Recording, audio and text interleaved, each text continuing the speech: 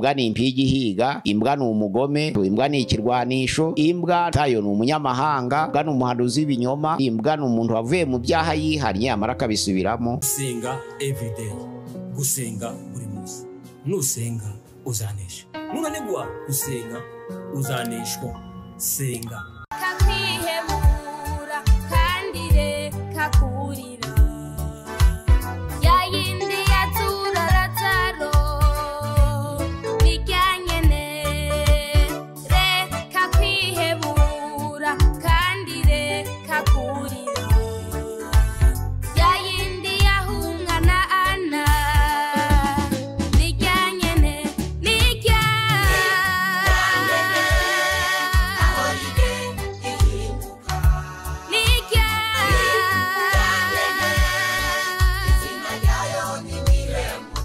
Kangusuhuze inshuti ya gusenga everyday, nizere ko mumeze neza mu bisanzwe. Muri kumwe nanje Manakiza Edouard, abari mu Rwanda shalom shalom, abari mu Burundi shalom, abari muri Afrika mwese mumva ikirundi n'ikinyarwanda n'ikinyamurenge n'ikinyabwisha shalom. Turakunda ni gusenga everyday. Abari ku mugabane wa Amerika shalom turakunda, abari ku mugabane wa Asia shalom turakunda, ku mugabane w'Uburayi shalom, abari ku mugabane wa Oceania shalom turakunda mwese.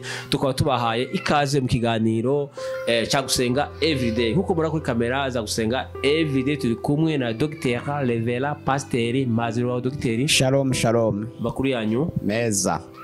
Pasteur, mwatangira musuhuza abantu munasenga Imana. Turabasuhuza bene data batugana kuri channel ya gusenga everyday. Ni karibu, Imana iduhana umugisha mu kiganiro tugiye gutanga uyu mwanya. Murabe hafi nabiteguye kuja mubaza mu gukanda nta kindi mukagera kucyo mushaka kugeraho. Urakoze Pasteur, tugiye kubaza ku magambo agaragara muri Bibiliya aruhije gusobanurwa. Turakubaza umugabane wa mbere. Pasteur, iyo usomye muri Bibiliya urasoma ijambo rivuga ngo igishushanyo, gisobanura iki? Ijambo igishushanyo usomye ibyahishuwe igice cya 20:4 haravuga ngo abatararamije ya nyamaswa n'igishushanyo cyayo, bisobanura ngo n'uruhererekane rw'ingoma. Uko ubutegetsi bugenda busimbura na busimbura ubundi busimburwa n'ubundi, babyita igishushanyo, kuko ubukurikiyeho bugenda bugira ishusho bwatambutse. Iyo bavuze ngo igishushanyo nuba ngo uruhererekane rw'ingoma. Urakoze. Iyo usomye muri Bibiliya ijambo rivuga ngo inyamaswa, isobanura iki? Inyamaswa ni umuntu wishira hejuru akigira igihangange, none agashaka kwigereranya n'iyamuremye ariyo Mana. Nibo mu byahishuwe avuga ngo ngiye kubona mpagaze ku musenyi wo ku nyanja, mbona inyamaswa iva mu nyanja. Iyo nyamaswa yari ifite amahembe 10, ikagira imitwe 7, kandi ku mahembe yayo uko ari 10 hari ibisingo 10, no ku mitwe yayo 7 hari amazina yo gutika Imana. Iyo nyamaswa nabonye rero yasaga n'ingwe, amajanja yo asaga na ya aruko, akanwa kabo kasaga nta kindi. Bisobanura ngo inyamaswa ni umuntu wo ku isi w'umuntu ufite amaraso, akigereranya agashaka gusumba Imana, akumva ko ategeka abantu bose. Ntiyemere ko hari Imana iri hejuru ye yamuremye, niwe ufata izina ry'iyo nyamaswa. Urakoze.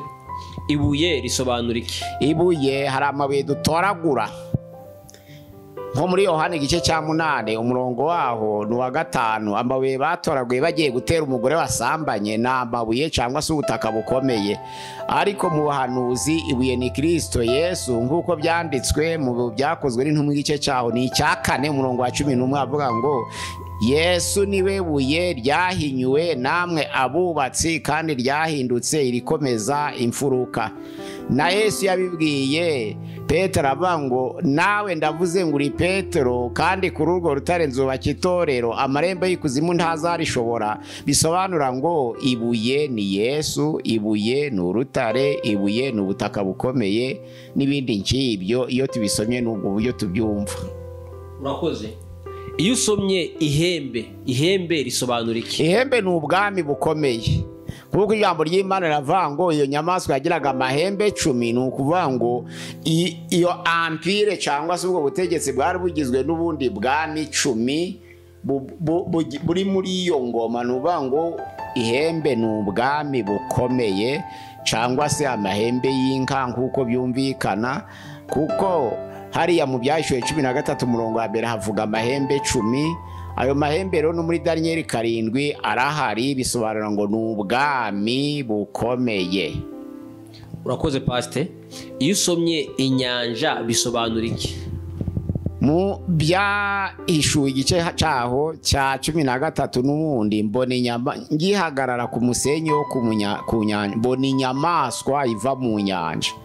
Inyanja isobanura abantu benshi, imiryango nyinshi cyangwa amahanga menshi cyangwa hatuwe n'abantu benshi, nibyo bita inyanja. Inyanja ni abantu benshi, niko bisobanura. So Byahishuwe 13 ku murongo wa 1 kugeza ku wa 4 ni abantu benshi. Ariko inyanja ishobora kuba n'amazi y'inyanja ku masoko, nk'uko byanditswe mu Byahishuwe 16 hariya umurongo waho wa 1 kugeza ku murongo waho wa 4 havuga ngo amazi yose yo mu nyanja ahinduka amaraso.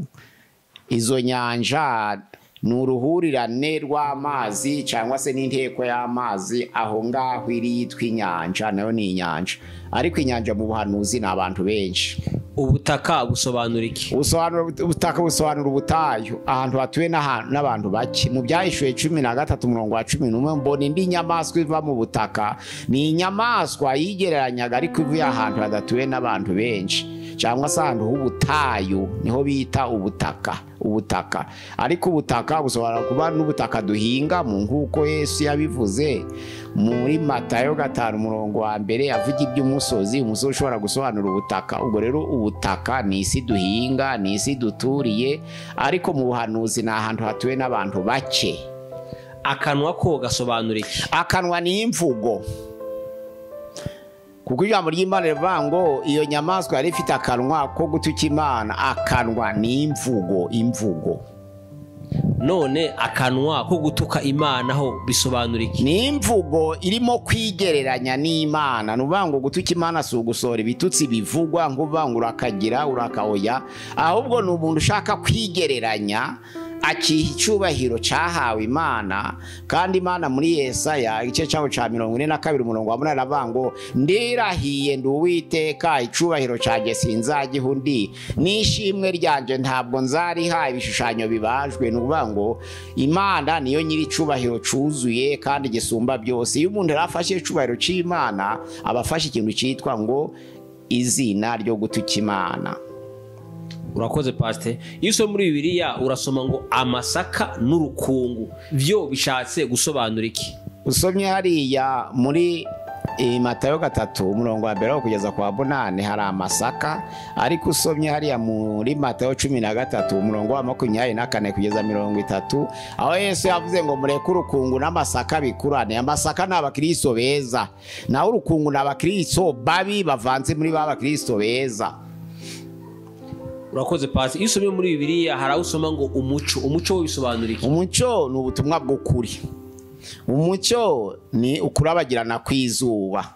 Umuco ni ukuri kurabagirana kw'izuba. Umuco itangiriro igice cya 1 umurongo wa 5 na amanywa. Urakoze pasi. Iyo usoma muri Bibiliya urasoma ngo amababa yo asobanura iki? Amababa ni ukwihuta. Iyo nyamaswa yasaga n'ingwe yagiraga amababa ku mugongo wayo, kwari ukwihuta kwigabiza ubutegetsi mu gihe gito kandi kigabiza hagari. Izo mpamvu bavuga ngo yagiraga amababa ane ku mugongo wayo, ni ugusimbuka cyane cyangwa amababa ni ubwihute. Ariko ibiguruka nabyo bigurukisha amababa. Inyoni n'ibisiga byo mu kirere nabyo biraguruka. Ibiguruka byose byaremwe n'Imana ariko bikoresha amababa kugira ngo biguruke. Nizo mpamvu mu buhanuzi ho amababa bisobanura kwihuta kw'ikintu gifite amababa cyihuta kurusha ikigendesha amaguru. Iyo wumva rongo iyo nyamaswa yagiraga amababa ku mugongo ni kwihuta kwigabiza ubwami. Imvura yo isobanura iki? Imvura ni umwuka wera. Muri Yesaya igice cya 55 umurongo wa 10 imvura ni umwuka wera ize kuboheza ubutaka bwumye.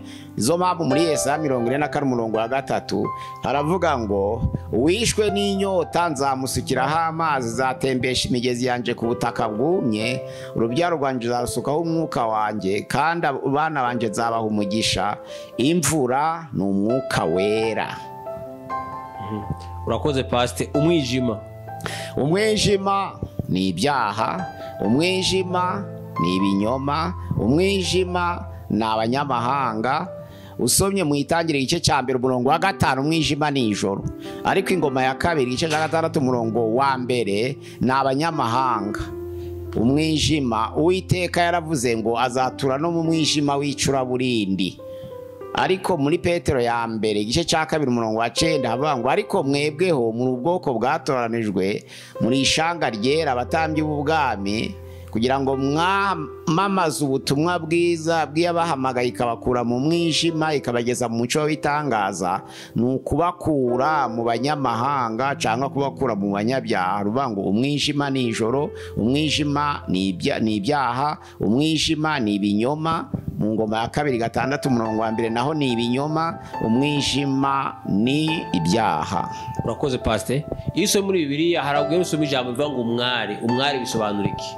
Umwari bisobanura ngo itorero rizima, itorero riboneye. Muri Abakorinto ba 2 igice cya 11 umurongo wa 2 n'uwa 3 ruvuga ngo ndabakwereye umukwe kugira ngo mubashingire ko umwari utagira inenge. Umwari bisobanura ngo itorero riboneye rya Kristo. Naho maraya ni itorero ryononekaye kubera gukunda kwivanga mu bya politiki. Usomye Ibyahishuwe 17 umurongo wa 1 haravuga ngo umwe muri bamarayika 7 arambwira ati ngwino nkwereke maraya iteka azacirwaho, yicara ku mazi menshi, niwe asambanaga n'abamibisi, kandi abamibisi bagasinda inzoga, aribwo busambanyi bwe. Bisobanura ngo maraya ni itorero ryononekaye kubera kwivanga muri politiki, niko bisobanura. Naho umuyaga muri Yohana igice cya 3 umurongo wa 8 ni umwuka wera, ariko muri Yobu igice cya 1 umurongo wa 19 ni imbaraga z'ikirere zikuruwe n'uburebure bw'imisozi cyangwa ibiti. Noneho umuyaga muri Daniel igice cyaho cya 7 umurongo wa 2 ni intambara. Umuyaga ni imbaraga z'ikirere zikuruwe n'imisozi, umuyaga ni umwuka wera. Niyo Ibyakozwe n'Intumwa 2 umurongo waho wa 3 n'uwa 4 umuyaga ni umwuka wera, ariko umuyaga muri Daniel 7 umurongo wa 2 ni intambara. Urakoze Pastor. Iyo usomye ubukwe bishatse kuvuga iki? Iyo umukwe ni Kristo, ni Yesu Kristo, ariko ubukwe bw'umwana w'intama n'ubuzatahwa n'itorero na Yesu Kristo aje gushikira itorero ryanesheje. Itorero ryanesheje Yesu yitwa umukwe, iryo torero rikitwa umugeni. Iryo torero azaza gushikira azaza ari umukwe. Iyo usomye umusozi, iyo umusozi ishobora gusobanura ubutaka. Yesu ari ku musozi hariya muri Matayo 5 umusozi ni ubutaka, ariko muri Yesaya 54 umurongo wa 10 umusozi ni umuntu wanze kwimuka, umuntu utimuka yabaye umusozi. Naho muri Yeremiya igice cya 13 umurongo wa 16 umusozi ni ibyago, umusozi ni ibyago. Naho muri Zakariya igice cya 4 umurongo wa 7 umusozi ni ibigeragezo. Naho mu Byahishuwe igice cyaho cya 6 umurongo wa 14 umusozi ni ubwami. Urakoze Pastor. Iyo usomye muri Bibiliya ugasoma ngo inkuba ni integuza. Kuva 19 umurongo wa 16 inkuba bisobanura ngo integuza. Iyo usomyeho umukororombya nawe, umukororombya ni igihe imirasire y'izuba ihuye n'igicu. Mu buryo bwa geography ni umukororombya uhuye n'ibicu, imvura cyangwa se imirasire y'izuba ihuye n'igicu bizana umukororombya imvura yagiye kugwa. Ariko hariya mu Itangiriro igice cyaho cya 9 umurongo wa 13 umukororombya ni indahiro. Naho mu Byahishuwe igice cya 10 umurongo wa 1 umukororombya ni imbabazi. Mu buryo bw'ubuhanuzi iyo bavuze umukororombya ashobora kuba indahiro, mu mateka ashobora kuba imbabazi, mu buhanuzi ashobora kuba mu mateka. Noneho imirasire y'izuba yahuye n'igicu bikagusha imvura. Urakoze Pastor. Imbwa isobanura iki? Imbwa muri Bacamanza igice cya 7 umurongo wa 5 ni inyamaswa zirinda ingo cyangwa borora zikarinda urugo cyangwa zihiga. ariko usomye muri Zaburi ya 22 umurongo wa 17 imbwa ni umuntu w'umugome. Naho muri Yeremiya 15 umurongo wa 3 imbwa ni ikirwanisho cyangwa intwaro y'abantu bavuga ngo urankoraho ariko inyuma yanjye hazindi imbaraga utazi, barababwira ngo nunkora imbwa zirakurya, ni ibirwanisho. Naho muri Mateyo 15 umurongo wa 26 imbwa ni umunyamahanga. Aho Yesu yabwiye umunyakanani ngo ntawafata ibyo kurya by'abana ngo abijugunyire imbwa, ariko umunyakanani kazi ntabwo yagiye impaka, yaravuze ngo ariko mwami ndemera ko imbwa nazo iyo ziri ku meza yaba nyirazo zishobora gutoragura ubufungunyu kiravuye kuri ayo meza. Yesu aramubwira ngo kwizera kwawe kurahagije, kuragukijije. Noneho kuko uwo mugore atahakanye ngo avuga ngo urantutse, nuko abanyamahanga bemeraga ko imbwa ari izina ryabo. Nizo mpamvu na Yesu kuvuga ngo ntawafata ibyo kurya by'abana, ntawafata ubutumwa bwiza bwahawe abayuda ngo abajugunyire abanyamahanga, bisobanura ngo ntawafata ubutumwa bwiza bw'abantu bazima ngo abujugunyire imbwa. Nuvuga ngo abayuda bumvaga ko ari bo bantu, none abanyamahanga bakaba imbwa. Gukura ubutumwa bwiza mu bayuda ukabujana mu banyamahanga kwa ari ukubukura mu bantu ukabujanira imbwa. Ariko umunyakanani kuko bari babimenyereye kubyemera, yarabyemera avuga ati imbwa nazo ndeme ndi imbwa, ariko noneho mfite uburenganzira bwo gutoragura ubuvungunyukira buri ku meza ya databuja. Yesu aravuga ngo kwizera kwawe kuramukijije, bisobanura ngo imbwa ni umunyamahanga. Ariko usonye muri Petero ya 2 igice cyaho ca 2 umurongo wa 22 ni umuntu watuye yihana, ari mu itorero cyangwa ari n'ahandi ariko akatura ibyaha byose akihana, yamara akabisubiramo, niwe bita ngo imbwa. Naho Ibyahishuwe 15 22 umurongo wa 15, Ibyahishuwe 22 umurongo waho wa 15, aho bavuga ngo hanze hazaba imbwa n'abarozi. Nuvuga ngo imbwa ni umuntu wumvise ubutumwa bwiza akamucengera, yamara kinangira umutima wo kubushira mu bikorwa ngo abwakire, niwe bahanuye mu buryo bw'imbwa. Ubwo ingingo ya mbere imbwa ni impigi higa, iya kabiri imbwa ni umugome, iya gatatu imbwa ni ikirwanisho, iya kane muri Matayo ni umunyamahanga, mu Bafilipi 3 umurongo wa 2 imbwa ni umuhanuzi w'ibinyoma. Aravuga ngo Paulo aravuga ngo mwirinde zambwa. Naho Petero ya 2 igice ca 2 imbwa ni umuntu wavuye mu byaha yihannye amara akabisubiramo. Naho Ibyahishuwe 22 umurongo wa 15 ni uwumvise ubutumwa bwiza bw'ukuri akinangira umutima. None se pasiteri, ko hari abantu bavuga ngo iyo umuntu ngo arose imbwa ngo bijwe bishatse kuvuga yuko umuntu agiye kugwa mu cyaha cy'ubusambanyi, urabivuga hiki? Hari amagambo batoragura mu byumba by'amasengesho ariko atava muri Bibiliya, ava mu maranga mutima y'abantu. Abantu bagasenga ngo bakabona ishusho y'imbwa iraje bakavuga ngo buriya ni umusambanyi, cyangwa bakabona ishusho y'imbwa ku muntu bakavuga ngo ni umusambanyi. Ni ikinyoma. Nta hantu muri Bibiliya havuga ko imbwa ari umusambanyi. Amagambo yose yanditswe muri Bibiliya turayazi, ntabwo asobanura imbwa. Kandi Imana ishaka guhanura umusambanyi yakoresha umuntu, kuko niba utagira gahunda mu busambanyi bwe. Ariko amatungo yose agendera kuri gahunda y'ibihe, ntabwo avogera ibitari mu bihe. Nuvuga ngo ni amagambo batoragura mu byumba by'amasengesho, ukumva ngo imbwa ngo ni umusambanyi, ngo ihene ngo ni ubuhehesi, ngo ingurube, mbese ugasanga bari guhimba ku gatabo k'umutima w'umuntu. Abantu batize batageze mu ishuri bahimba bakurikije agatabo kari ku mutima w'umuntu. Ishusho ihari niyo bivuga ibitari muri Bibiliya, ariko Bibiliya ntabwo ivuga ko imbwa ari umusambanyi. Pastor, iyo ikiganza cyo gisobanura iki? Ikiganza gisobanura umugisha, gishobora gusobanura umuvumo, ikiganza gisobanura gusobanura intambara, ni byinshi gisobanura ikiganza cyo. Urutoki rwo rusobanura iki? Urutoki rushobora kubonera ubutware. Ibi nta hindi bituruka ni ku rutoki rw'Imana, nuvuga ngo biturutse ku butware bw'Uwiteka. narizo mpamvu mu kuva 31 avuga ngo murongo wa 18 ngo Imana yandikisha amategeko urutoke rwayo bisobanura ngo ni ku butware bwayo. Urakoze. Hari isomo ijambo uhora umubongo ngo ugutwi kw'Imana ntikwapfuye. Ugutwi ko gusobanura iki? Ugutwi kw'Imana ntabwo ari ugutwi kugaragara nk'uku nguku, ahubwo ni igitekerezo. Ego. Pasiteri, reka tugushimire tukubwire ngo Imana iguhe umugisha. Reka dushimire n'abarubanye natwe muri kiganiro tukubwire ngo Imana iguhe umugisha.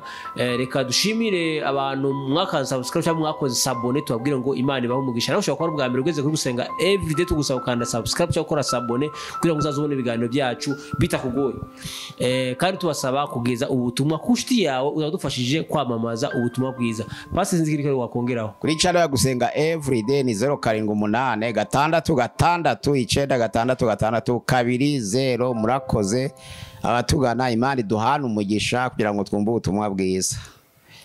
Sawa, murakoze cyane. Reka tubashimiye tubabwira ngo hiyana ubutaha. Pasiteri wasoza usenga Imana. Mana turagushimiye kubw'ijambo ryawe, turagushimiye kubw'ubutumwa bwiza, turagushimiye kubw'imitima y'abera yateze amatwi, turagushimiye ko waduhaye isezerano ngo ubwo mumenye ibyo murahirwa niba mugiye kubishira mu bikorwa. Reka dushire mu bikorwa amagambo yawe, ko amagambo yawe ni ukuri. Kandi Yesu yabwiye abayuda bamwizera avuga ngo nimuguma mu ijambo ryanje muzabigishwa banje nyakuri, namwe muzamenya ukuri kandi ukuri niko kuzababatura. Reka tugendere mu ijambo ryawe kandi udushoboze mu izina rya Yesu. Amena. Amena. Murakoze cyane. Ikiganiro ubutaha. Shalom shalom. Shalom. Gusenga everyday, gusenga buri munsi. Nusenga uzanesha. Nunanigwa gusenga uzaneshwa. Senga.